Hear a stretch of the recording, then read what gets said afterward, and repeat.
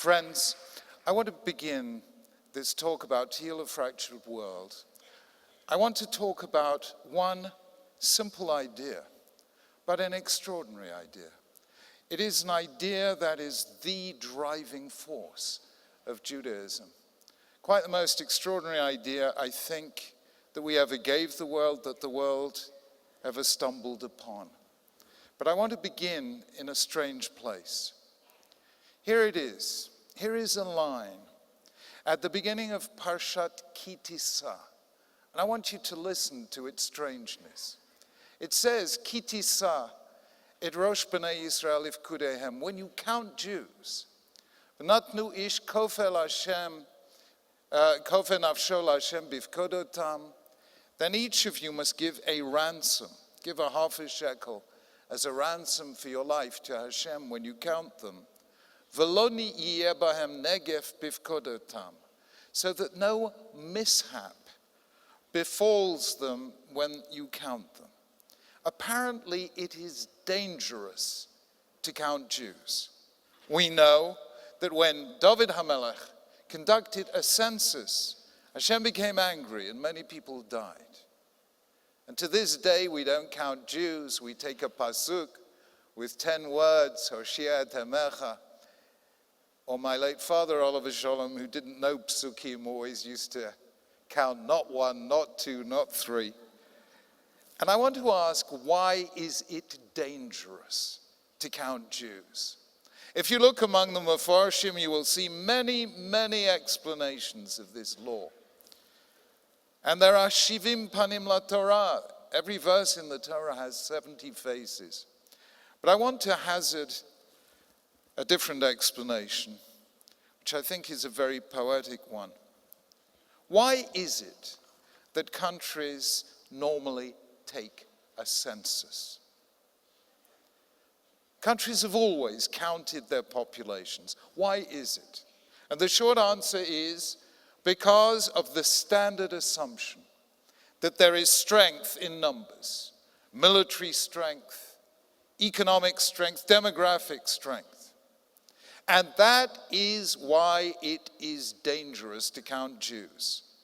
Because if we ever believed for one moment that there is strength in numbers, then God forbid we would immediately give way, Rahman al-Islam, to despair.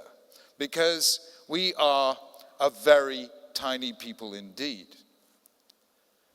When I became chief rabbi in Britain, 22 years ago, back in 1991, somebody knowing that Elaine and I would spend a certain amount of time traveling around the world, gave us a directory of world Jewish communities.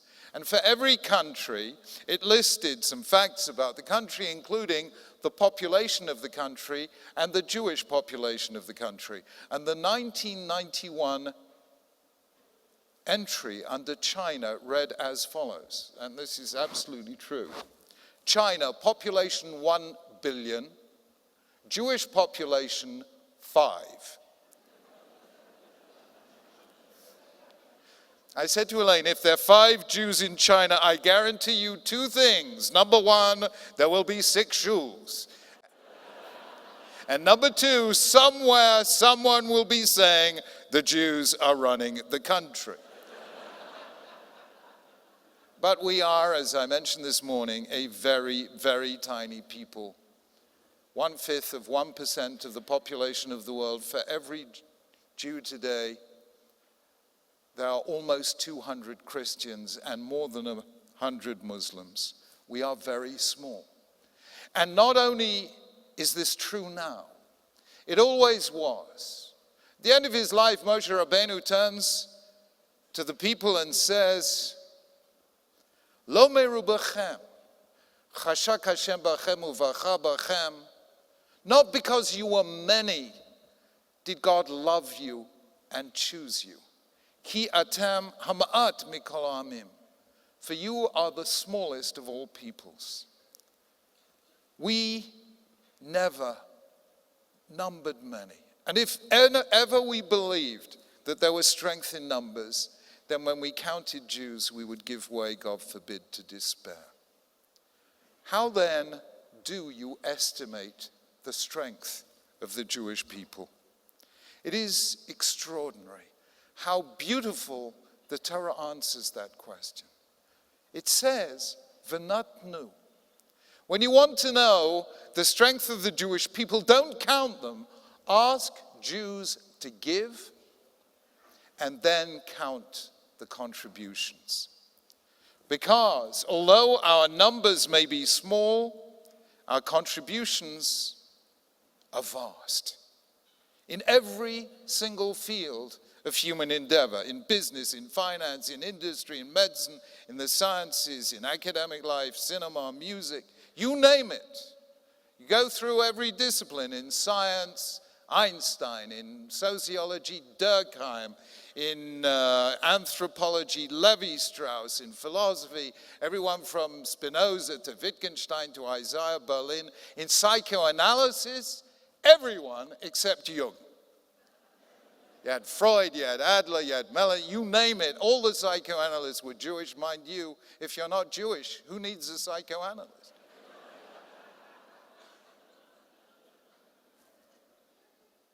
In literature, Proust and Kafka and Agnon and Isaac Bashevis Singer, and music, Mahler, Schoenberg, everything, we gave the world everything. From Irving Berlin to Isaiah Berlin, we contributed. This tiny people has contributed to humanity out of all proportion to its size. I was once having a conversation, I mentioned this morning, with the atheist Richard Dawkins. And Richard said, go and impress me. Show me I'm wrong. I said, Richard, you hold that religion is only for the feeble-minded and the stupid, right? He said, yes, I think so. I said, Richard, and you also believe in following the evidence. You've always said that's your faith as a scientist. He said, yes. I said, well, tell me, Richard, what do you do with the following fact?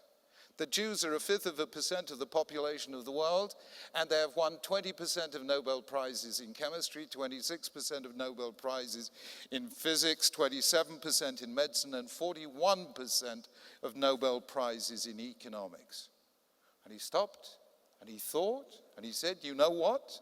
Jews must be different. So there you are. You've heard it from Richard Dawkins. It must be true. I have to say that not only did Jews contribute out of all proportion to their numbers, but there's something else they did which is absolutely unique. You know that Jews contributed above all in matters of the spirit. Every other religion had one single founding figure. In Judaism, there is no single founding figure. Who would we say? Avram Avinu, the Avos, Moshe Rabbeinu, Aaron HaKohen, David HaMelech, Isaiah the prophet, you name it. Instead of being creative once, we gave rise to an extraordinary and endless succession of prophets and poets and rabbis and sages and commentators and halachis and poets and philosophers. There was not one tragedy in the whole of Jewish history that did not bring forth new bursts of Jewish creativity. After the destruction of the First Temple and the Babylonian exile came the renewal of Torah in the life of the people as exemplified by Ezra and Nehemiah. After the destruction of the Second Temple under the Romans came forth the whole extraordinary endless literature of the oral law, Midrash, Mishnah, Gemara, and everything that went with it. After the Crusades in the Middle Ages came the Hasidei Ashkenaz. After the Spanish expulsion came that extraordinary group of mystics in Tzfat, many of them exiles from Spain or children of exiles from Spain, who gave us Lecha Dodi and Yedid Nefesh, the most extraordinary love poetry since Shir HaShirim. And after the Holocaust came the State of Israel. Not only did Jews give to the world, but every time the world makes Jews suffer, they come back and they give more. Why? Because to be a Jew is to know. V'natnu. To be Jewish means that to live is to give. There are two seas in Israel, the Galil, the Kinneret, and Yam HaMelech, the Dead Sea. And they are as unlike as it is possible for two seas to be. The Galilee is full of life, and the Dead Sea, as its name implies, has no life at all. And the weird thing is that they are fed by the same river, the River Jordan. What is the difference between these two seas? And the answer is that the Sea of Galilee receives water, but also gives out water at the other end. Whereas the Dead Sea receives water, but does not give. Even the geography of the land of Israel illustrates what it is to be Jewish, because to be Jewish means to receive and not to give is not life at all. And that is why, if you want to measure the strength of the Jewish people, ask them to give and then count the contributions. Friends, I do not know how many Jews there are in South Africa. I know there are an awful lot of you here today. But I ask you to try an experiment. Anywhere in the world, ask a local, at random in the street, how many Jews are there in this country? And they will give you an answer that is at least 10 times as many as they actually are. I mean, the reason's obvious. We make 10 times as much noise as anyone else. But the truth is that somehow Jewish strength has never, ever been a matter of numbers. It has been a matter of contribution. When people work out how much Jews have contributed to a country, they assume that the Jewish population must be vast, whereas in fact, very often, it's quite small. And behind this lies one of the most extraordinary pieces of theology in world civilization. And this is what I want to explain. There was, as you know, the author of communism, Karl Marx. Karl Marx said famously, religion is the opium of the people. Karl Marx made an important insight. He said that the main function of religion throughout human civilization has been to anesthetize pain, to make people able to live with the suffering and the injustice of the world. Religion teaches people to accept all that suffering as the will of God. It takes cruelty, injustice, and tragedy and robes the cruelties of fate with a cloak of inevitability. So it is in this world because that is how God wills it. Religion is the opium of the people. Thus said Karl Marx. I wish I had met Karl Marx. I would have said, Karl, Reb Chaim, let's zogel Chaim together. Because the truth is, you know just enough about Judaism, even though your Zayda was a rabbi. You know just enough about Judaism to misunderstand it. What you don't know is enough to understand it. The truth is, there is one person in Tanakh who satisfies Karl Marx's description. And he is not just an ordinary person. Let us be very blunt. He is an extraordinary person. The Torah describes him in the words, Ish Tzaddik, a righteous man. This man was the only person in the whole of Tanakh called a tzaddik. We call many people in retrospect tzaddikim, but there is only one person in the whole of Tanakh called a tzaddik. He is called Tamim Haya B'dorotav, perfect in his generations. Et Elokim, Hitalech Noach. He walked with God. Who was it? It was Noah.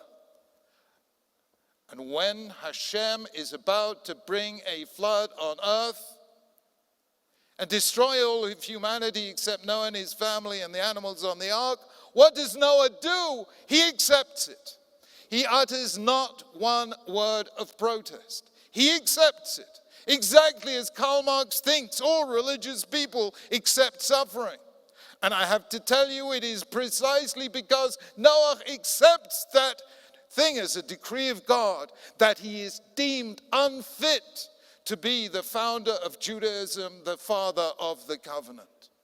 It is an extraordinary paradox that Noah, who had every other virtue, merely because he accepted and did not argue against the flood, this is not a Jew.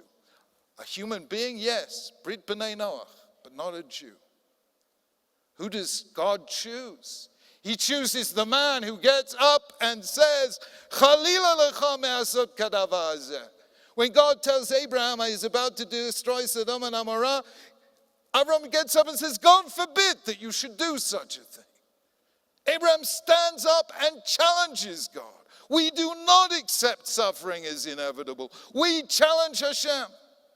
Moshe Rabbeinu, when God is about quite reasonably to punish the Israelites for the sin of the golden calf, Moshe Rabbeinu says, forgive them, v'im ayin, machenina misifrecha asher katavta. Forgive them, or else blot me out of this book you have written. And that is why God chose Avram and Moshe Rabbeinu. Because they don't accept that religion is the opium of the people. Every other religion in history has been a religion of acceptance. Judaism alone is a religion of protest. And I have to tell you that the most remarkable book in Tanakh, in my humble opinion, the most remarkable by far in the whole religious literature of humankind, is the book of Sefer Iyov, the book of Job. In the book of Job, Iyov challenges God. Give me a reason for my suffering. And Job's comforters say, no, you have to accept. You suffer because maybe you committed a sin. Maybe you didn't realize it, but you committed a sin. Maybe you're being punished. Or who knows, maybe you're not being punished. Maybe Hashem is making you suffer to make you more noble a human being. Maybe this world is, as the poet Keats said, a veil of soul making. Maybe we become nobler through suffering. Or maybe it's none of these things, but simply, Kach Ratzon Hashem, the will of God is inscrutable. So Job challenges God, and Job's comforters defend God. And then comes the ending, the last chapter, the biggest volte-face in all of literature. It is Job who challenges God, whom God deems to be righteous, correct, and it is Job's comforters who defended God, whom God deems to be wrong. That is absolutely extraordinary. And not only Job, the Talmud Bavli, early on in Masechet Brachot, deals with the issues of suffering. And it says about suffering, Kishe Yisurim Ba'im La'adam, when sufferings come upon you, Yefashvesh B'ma'asav. Examine your deeds, because those sufferings may be punishment for a sin, and therefore examine your conscience and put right whatever you've done wrong. But if you found that you hadn't committed a sin, then these are Yisurim Shel Ahava. These are sufferings of love, sufferings to purify us in preparation for the world to come. And that is what the Talmud says. And then it tells stories of various rabbis who became ill. And according to the Talmud, they should have been either doing tshuva or rejoicing in the sufferings of love. And when they are visited, their visitors say, Chavivin alecha Yisurim? Are your sufferings precious to you? And one after the other, the rabbis reply, Lo hein v'lo secharan. Neither they nor their reward. And their visitors say, oh, in that case, I'll cure you. So they get cured. What can be cured is not precious. And all of this is implicit in the name of our people, Yisrael. Kisarita im Elokim v'im anashim v'tuchal. We are the people who never stop wrestling with God, and He never stops wrestling with us. We never stop wrestling with the world, and the world never stops wrestling with us. We don't accept. When we see evil, we protest. Now, I want to explain what is the theology here. There's something very remarkable, and I'm going to put it very simply. The Midrash Rabbah says the following about Avram Avinu. It says, what was Abraham like? Abraham was like somebody who is on a journey and he sees a palace in flames, Bira Doleket. And he says to himself, can it be that this palace has no owner? After all, if somebody builds a palace, you put in a fire extinguisher. If a palace is on fire, somebody should be putting out the fire. And the owner of the palace shouts out to the visitor, I am the owner of the palace. So Abraham saw the world and said, Efsha she'olam b'li manhig. Can it be that the world is without a ruler? Hitzitz alav.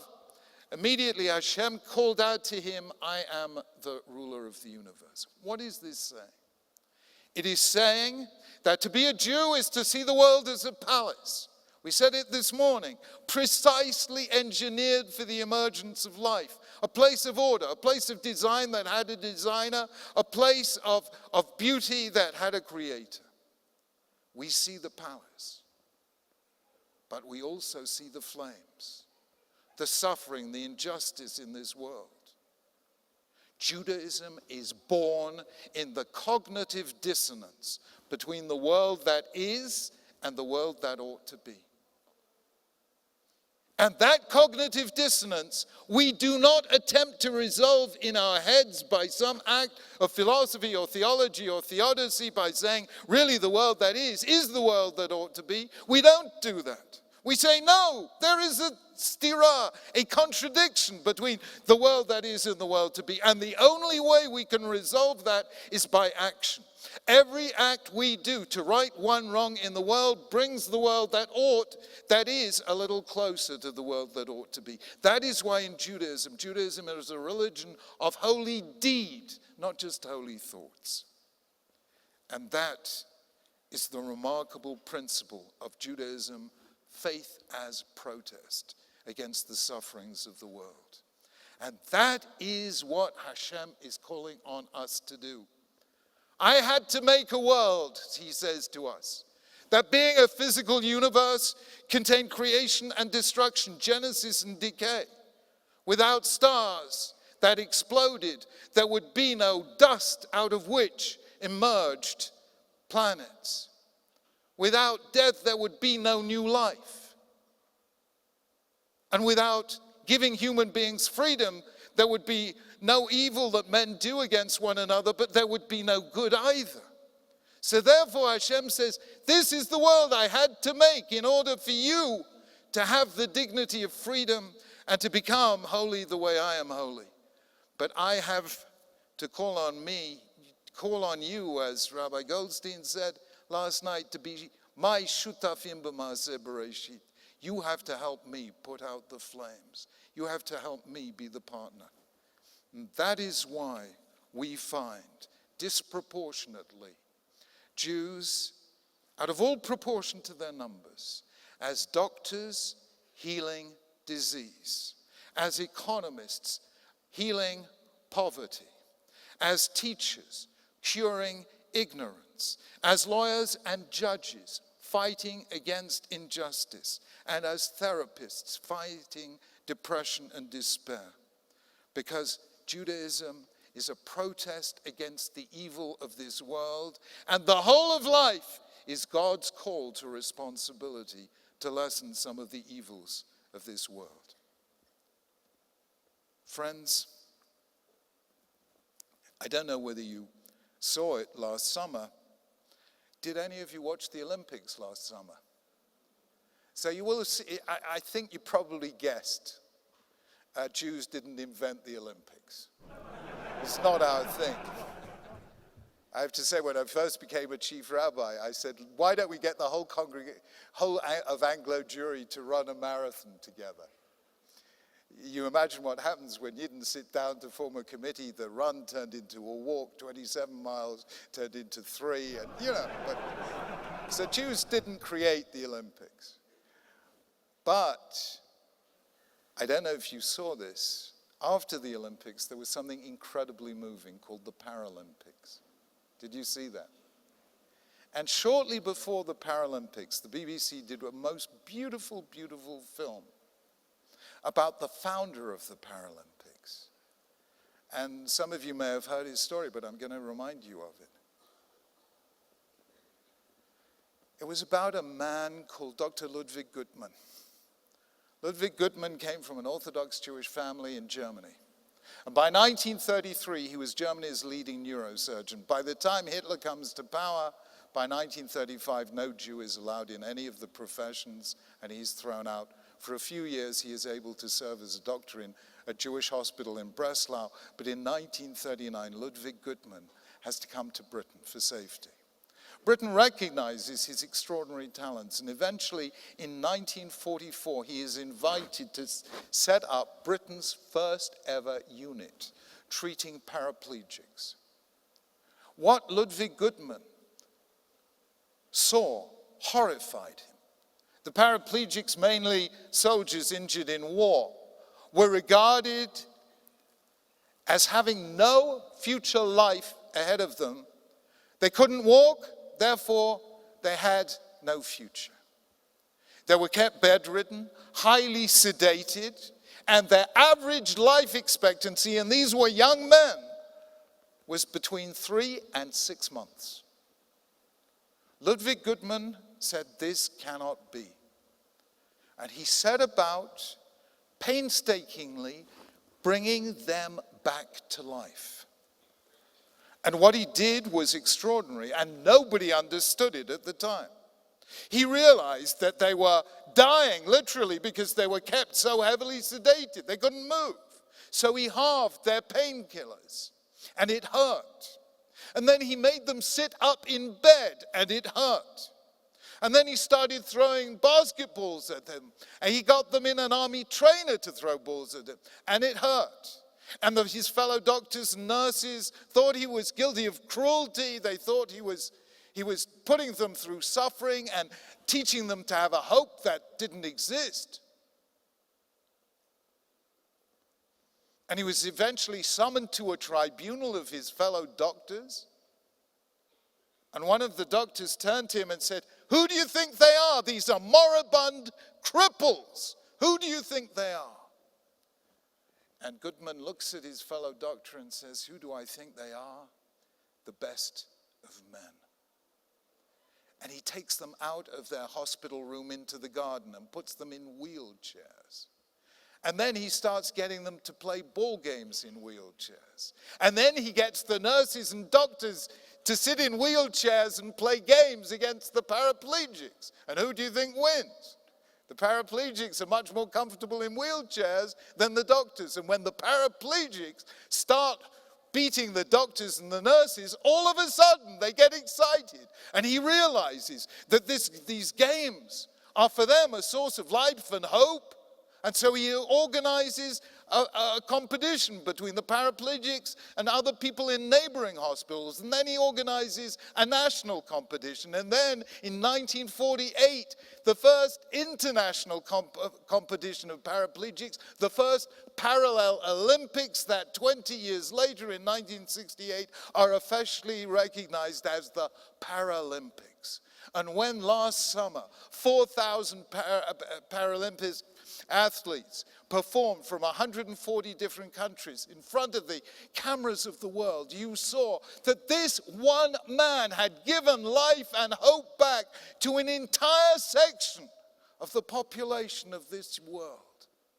What a hero this man was. And the BBC film showed quite clearly that he was an Orthodox Jew. They show him going back to his home on Shabbos, wearing a yarmulke. His wife is lighting Shabbos candles. He's saying Shabbat Shalom to his family. This was a Kiddush Hashem She'ein Kamohu.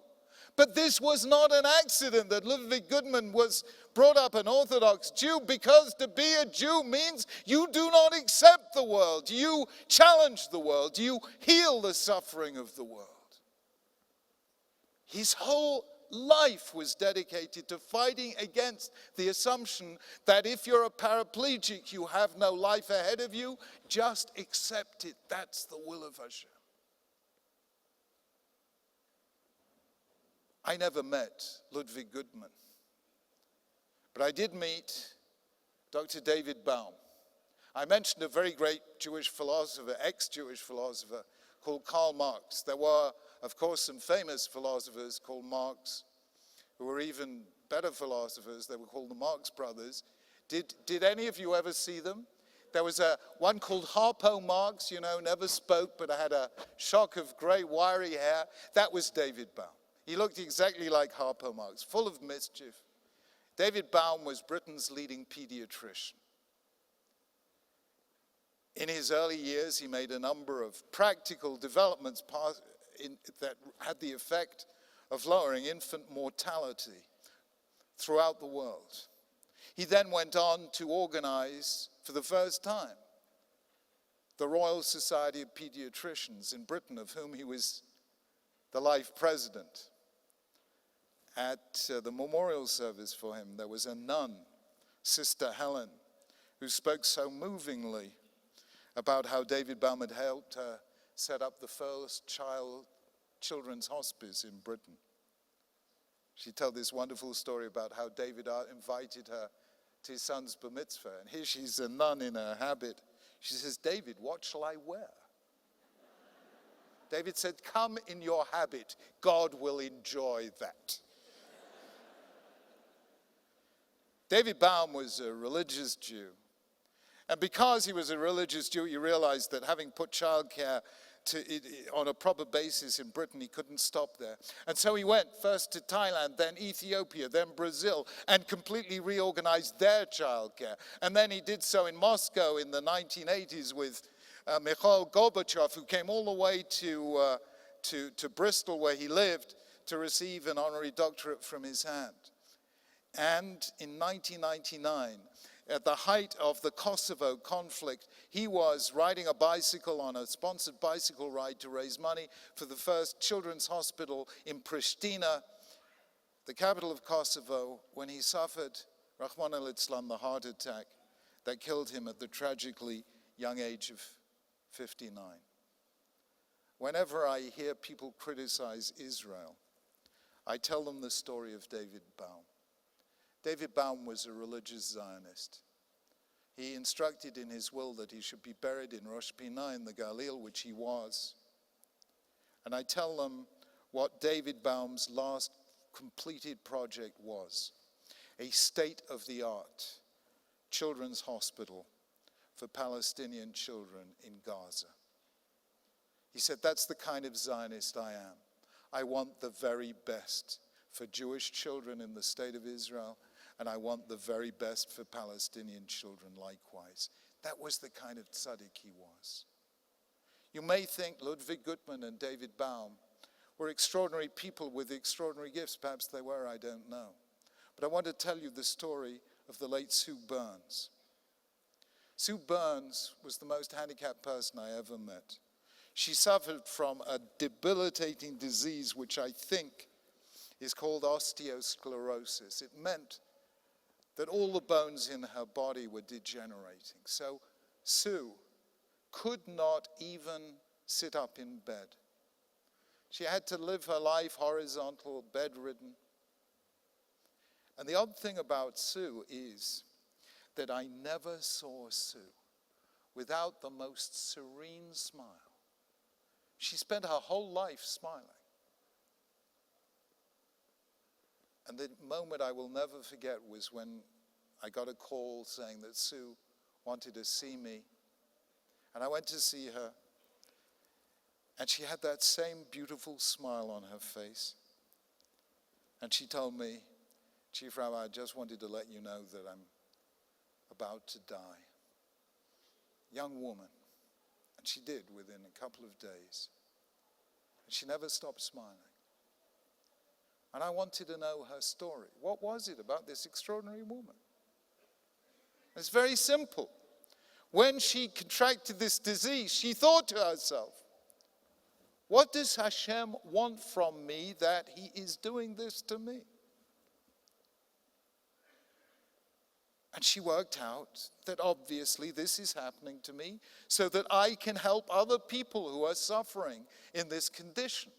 And so even though she was bedridden, and even though this was the 1980s before the internet and smartphones were easily available or even available at all, she had a computer and a phone line installed at her bedside, and she got to know every single severely handicapped person suffering from her kind of illness, and she was in touch with them all the time, and she was helping them through their difficulties, personal, medical, advising them, and so on.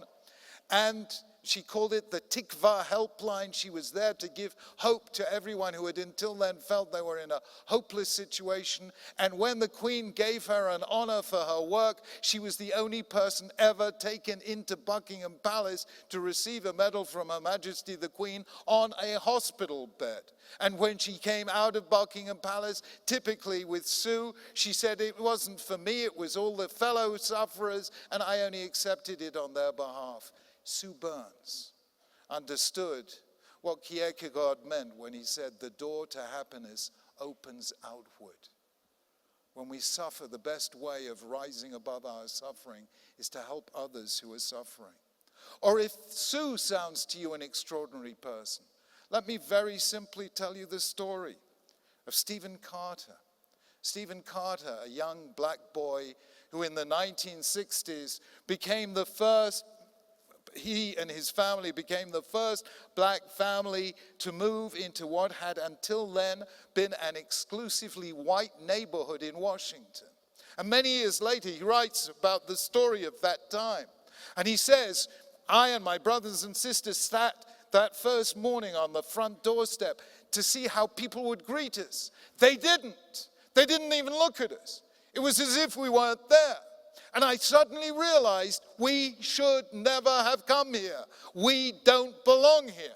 There is no life for us here. And while I was thinking those thoughts, my eye was caught by a lady the other side of the road, her arms laden with shopping. And when she saw us, she gave us a big smile.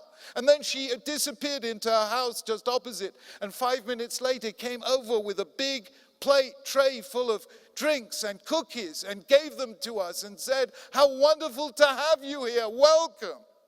Stephen said, that moment changed my life. I suddenly knew that I did belong here, that I did have a place here.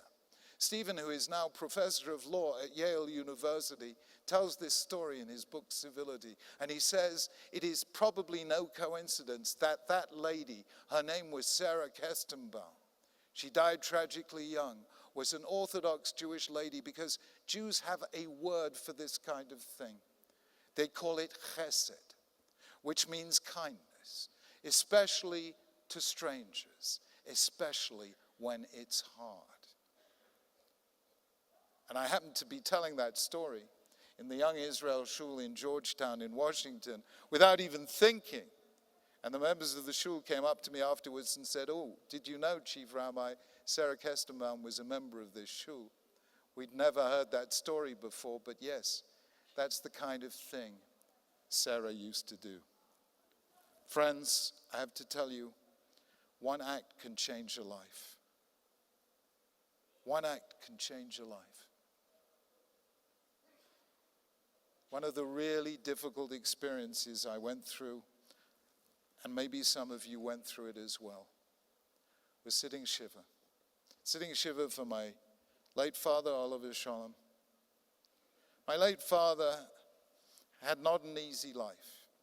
He came to Britain as a refugee, as a young kid from Poland, had to leave school at the age of 14 to help the family by earning a living. Never had an education, not Jewish, not secular. He spent his whole life in a little shop selling schmutters in London's East End. Wasn't an easy life for him. Never had any opportunity.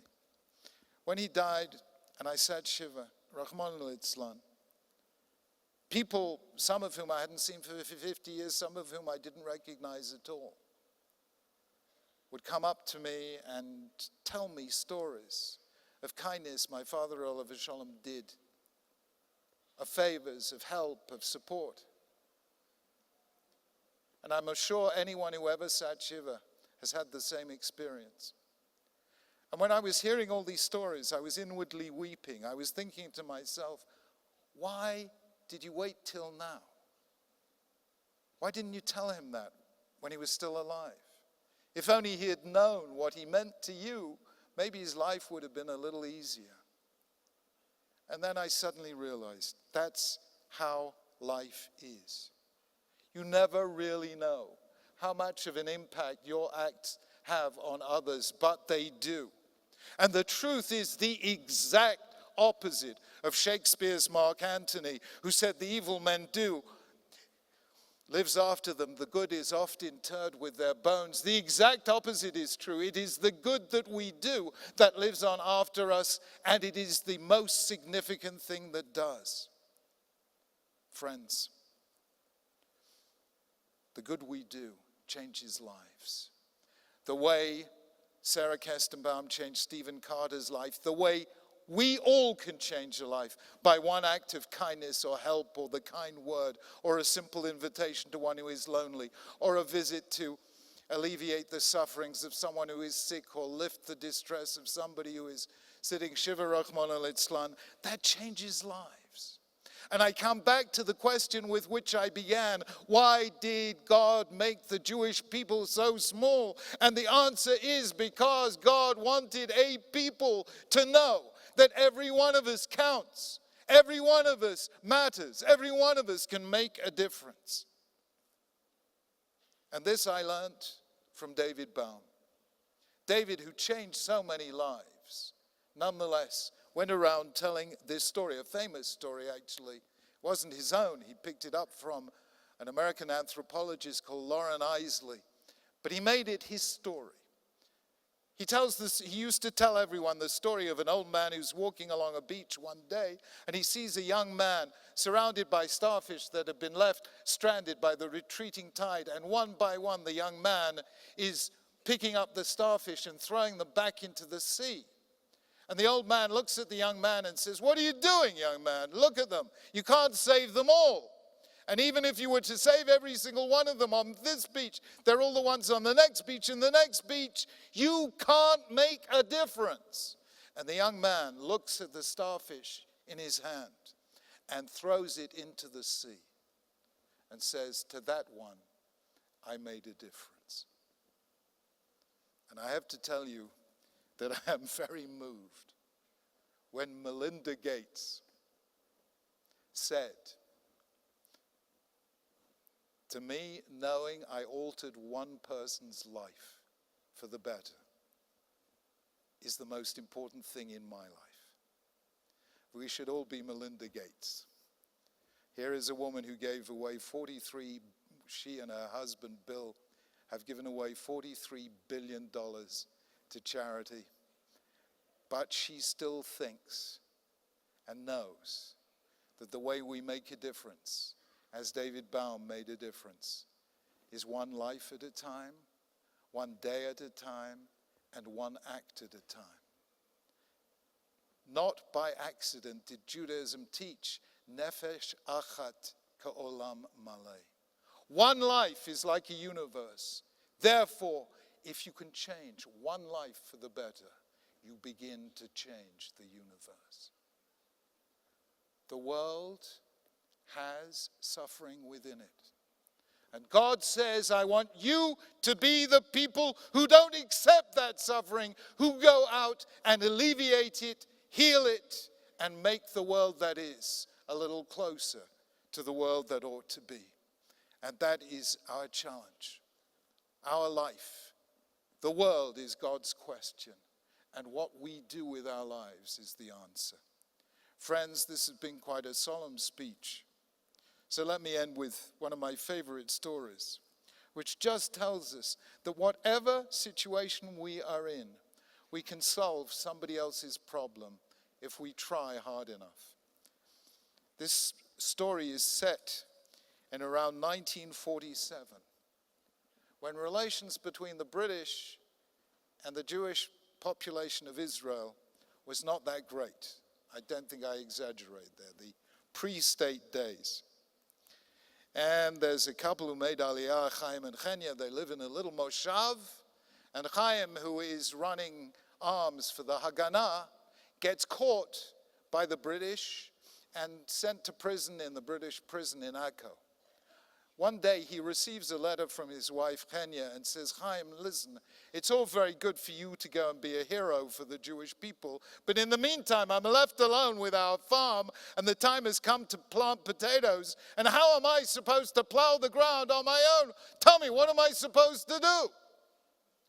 Chaim sits down and writes Chenya a letter. Dear Chenya, whatever you do, don't touch the ground. There are rifles buried underneath. The letter is intercepted by the British military authorities.